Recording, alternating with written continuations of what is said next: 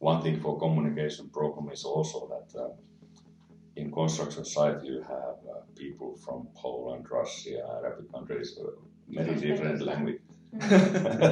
languages. They don't understand drawings or the Finnish text. So BIM is universal language. Everybody understands it. Yeah. So you don't need to speak when you are using BIM. And one thing also, we have these automatic translation tools. We could integrate that kind of thing to the BIM tool. That okay, I can speak my own native language.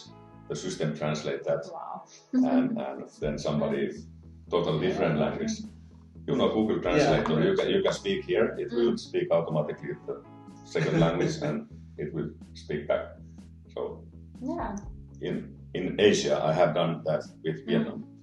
That I speak Finnish, Google Translator speak Vietnamese to the Vietnamese person, and the Vietnamese person speak Vietnamese back, and Google talks Finnish to me.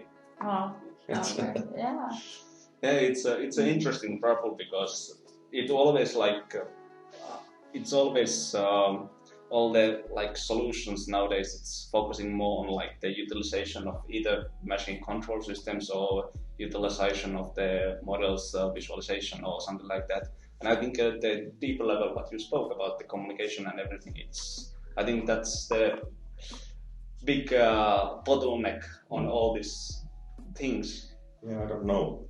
Now I might say wrong name. I think it was Jyrki Keinen or Ville Saksi who said in one presentation that there was a study that 30% of the construction project problems is because of lack of communication.